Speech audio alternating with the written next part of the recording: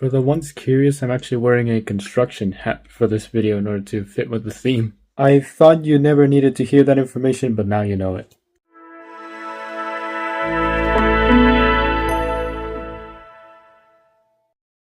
Good morning, my dear master builders. See what I did there? Haha, Mashi here. Before we start this review, you need to know a little bit of context first.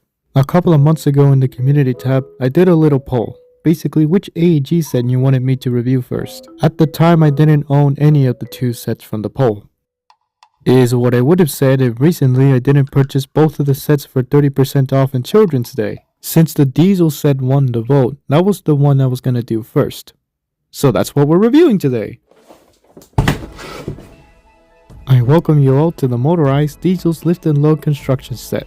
This is the first motorized set we're reviewing in these modern reviews. Also, to my knowledge, this appears to be the penultimate AEG set, at least for motorized, that was released. But from what I can tell from Chilean distribution, this appears to be the last set available in Chile. So this is kind of like the end for AEG motorized, which is pretty weird to think about. But man, this was a pretty requested set. I mean, this won the poll by a landslide. I mean, for frick's sake, I got a personal Twitter DM with a request for this set, just questioning, hey, do you have this? Like, of course I'm gonna get it. The box I have here is an updated style they released later, but I do remember the earlier boxes that I took pictures of back in the day, where the box was a little bit more white. Dare I say, do I prefer this new box more? The top area is where Diesel and the troublesome trucks would have stayed in display.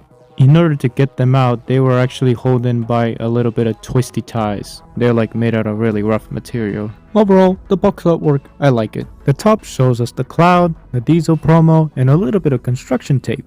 I like that. The bottom does have a lot of legal mumbo jumbo, whatever the crap nobody reads, but we are accompanied by an extra La Grue promo, which is nice. This side showing that the track is compatible with others is actually different for once. We have the cloud at the bottom, Thomas is in an actual green plane, he's looking sideways with a construction livery, and some final added construction tape in order to finish the look. This side showing what the pieces included are, it's very similar to other sets, but I did take note that this set has the same amount of pieces as Gordon in the Old Mines, being 15. Ironically enough, the back of the box is actually the most normal looking part of the box for this one. I don't see too many other differences apart from the different set, so let's get into the actual box contents then.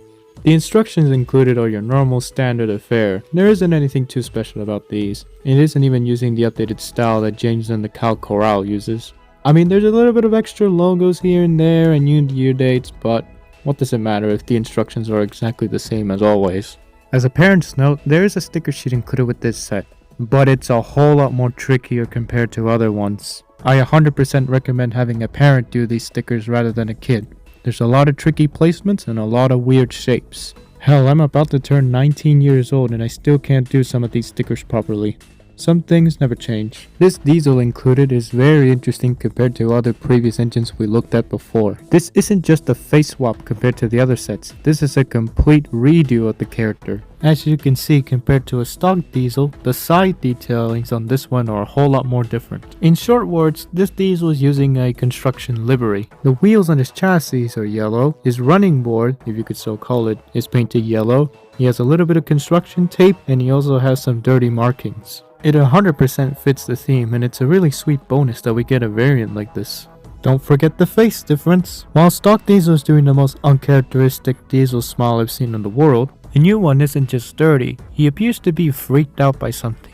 Probably just spooked by the barrels falling on the troublesome truck. I also noticed that the buffer area has some construction tape on it, which is nice. This diesel is also motorized. In his chassis, you need to put him 2 AAA batteries for him in order to roll along by himself on the tracks. The aforementioned troublesome truck is this set's piece of rolling stock. Compared to the troublesome truck we looked at in the windmill review, this one is fully yellow, with yellow spike wheels and a yellow main body. His face is also different. It's a whole lot more flat, with the only molded bit being the nose, while the rest is 2D graphics. He has a bit of a more determined face with some more dirty detailings. His gimmick sadly isn't wobbly wheels compared to the previous one, but he does have something more interesting. His whole left side has a dumping mechanism. The bottom of the truck has a little tab that gets activated by little points on the track.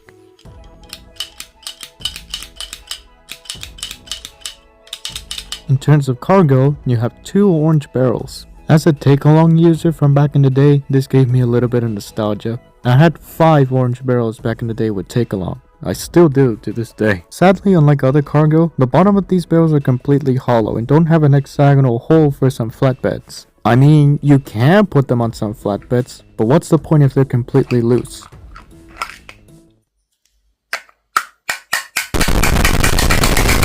Here's the track layout fully built together, but it's one of those sets that really doesn't do it justice by looking at it from the top. You need to look at this thing from the side. That middle building is basically where most of the pieces reside, and it's very nice to look at. This is one of those sets that could work really well as a display piece, not just as a playset. Put it inside a transparent cabinet in the middle of a room so that everyone can just go around the cabinet and see it from any side. That would be really cool. Before I do a motorized demonstration, I want to do one by hand. I turned the set around for a better view, but you can see here there's some plastic bits, and those will trigger the troublesome truck part on the bottom. Move it around here, and it will trigger. Right there. And now the barrel is in this elevator. You get to manually move it up, and it will send it down the chute. We go to the red section over there. If say the elevator was already up and you still pass by, you see it will send it down this ramp and it will go into the bottom of the road. But yeah, that's pretty cute.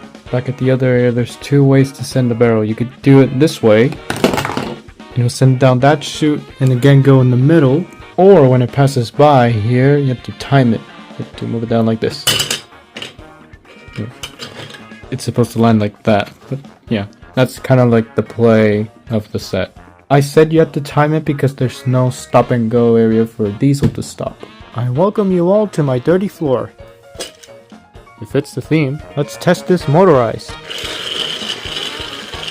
Hopefully the truck doesn't derail. Okay, it loaded. Let's send this. Land it. Now let's time it. Ah, gotta do it again. Very rough with camera. Let's load it. Okay.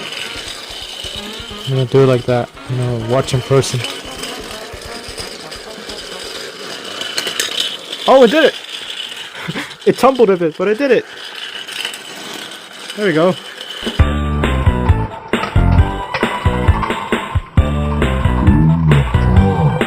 I am kind of confused on why it includes 2 barrels, because you can only fit 1 barrel on the troublesome truck at a time. I mean, I'm not complaining, but like, just why? Before we get to the final thoughts, there was one piece of this truck layout which really bamboozled me for the longest time. And it was this one. To the most standard of viewers, that may look like another CU4 piece, which, well, it is, but that's not the point. My main point here is that there's no accessory on that piece on the final truck layout. On any other sets' final layouts, there would have been an accessory placed on those squares, but on here, there's nothing. It's nothing! You see that? Well, you can't. You know why? Because it's nothing! And for the love of God, you're gonna have to trust me on this one. I have done my research. I have looked through all the images on the instruction manual. I looked at a bunch of images on a lot of retailer websites, both local, Amazon, and even the official Mattel shop, and I even found 2 video commercials advertising this set. And none of the images or clips show that CU4 truck piece with any accessory. Now, correct me if I'm wrong, but I think the main idea here is to get rid of the sign on top of the building and put that on the track piece. You could use it either as a sideways sign or even as a tunnel, because diesel does fit under it if you do the tunnel method. But no matter where I look online, I just come out empty-handed. I guess those 4 squares are just another Thomas & Friends mystery. But even with all of that out of the way, I do feel like this set is very much worth it as a great send-off to AEG, as its value is really great. It's a really good set, and I really do recommend it to anyone. Remember how Gordon in the old Mines' track layout had no switch or a buffer in order to connect 2 extra tracks, and it has the same amount of pieces as this diesel set? Well, funny story. The diesel set does have a switch and a buffer. Ha! Take that, nerds! Thought I wasn't gonna catch that for a second, did ya? I think we can all say in unison, this set deserves a full star. Stuff like the track layout, the diesel variant, the troublesome truck, and a whole lot more points make this set well worthy of its price. And for the fact that I was able to grab it at a 30% off sale, it's just amazing. Well, I guess we'll see you next time and see how the whip set compares. But for now, I just want to take a little break. So, see you guys next time. Bye bye!